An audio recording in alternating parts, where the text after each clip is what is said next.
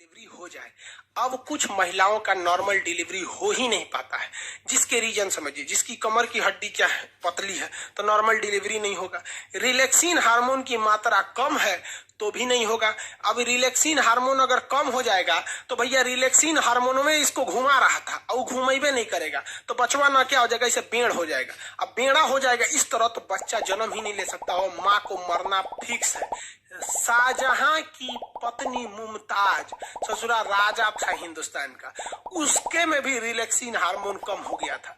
अब भाई relaxin hormone का यहाँ फैक्ट्री डल रहे हैं, ससुरा 14 गो लड़का हुए थे शाहजहां का।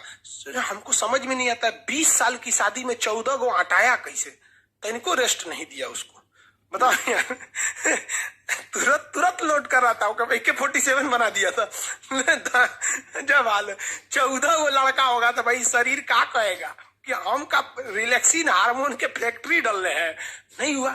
14वां लड़का होते समय रिलैक्सिन हार्मोन की मात्रा कम हो गई थी, वो लड़के को हल्का घुमा दिया, पूरा नहीं घुमा पाया, और लड़का इतना शरीर से बाहर आया, शाहजहां की पत्नी मुमताज का मौत हो गया। उसके बाद मौत की याद में ताजमहल बनवाया। हद है भैया यहाँ पर, ये कोई मतलब बनता है?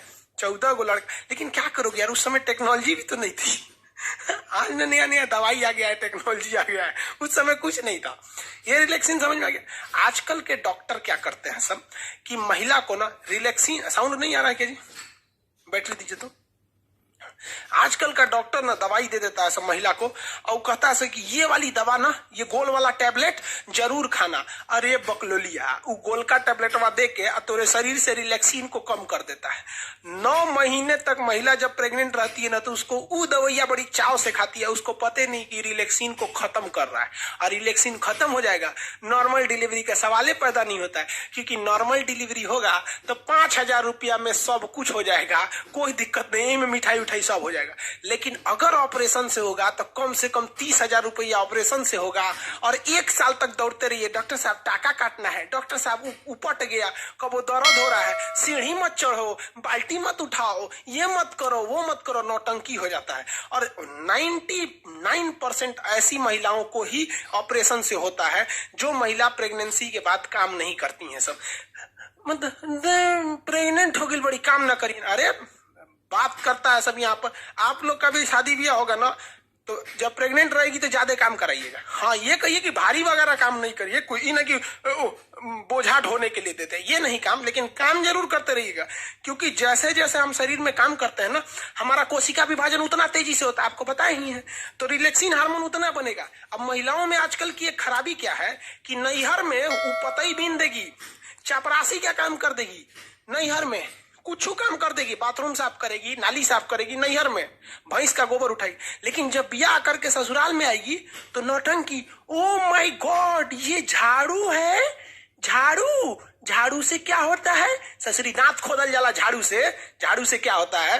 नैहर में चपरासी के काम आई आके झाड़ू क्या होता है? मार दू झाड़ू, वैसे होशे में आ जाइए। काम मतलब काम होता है आपका।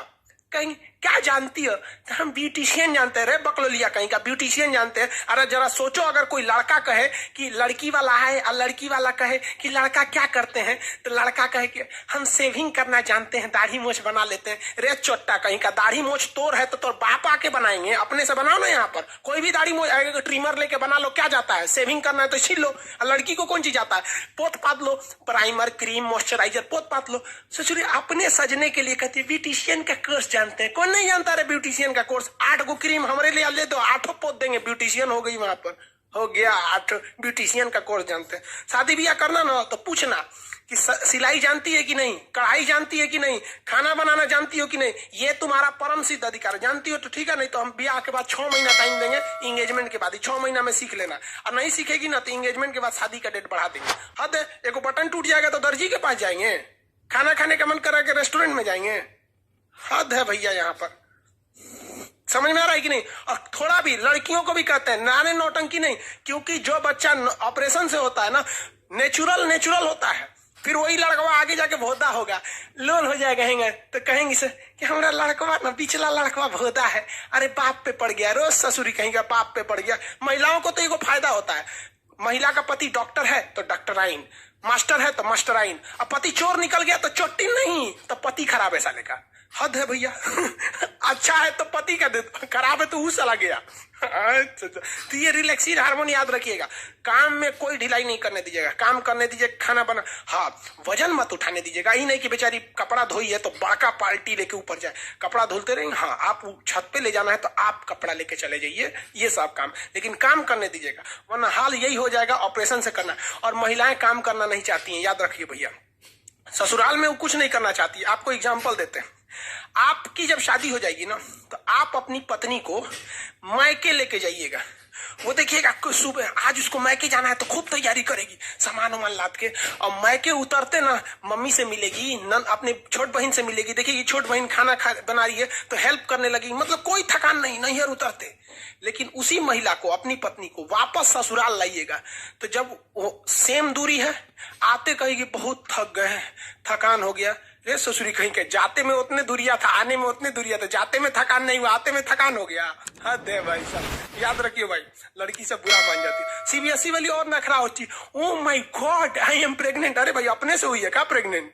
तोरा ना पता है कि कैसे हुई है प्रेग्नेंट? यहाँ पे काम ना करिए आप बाबू, झेलना हो जाएगा तुम लोग को। ऑपरेशन से उनको क्या दिक्कत होता है, ऑपरेशन कर दो, यहाँ पे बहुत दिक्कत होता है भाई साहब, ऑपरेशन करना सही नहीं रहता है। हाँ मजबूरी में हो तो अलग बात है। आप लोग का रिप्रोडक्टिव सिस्टम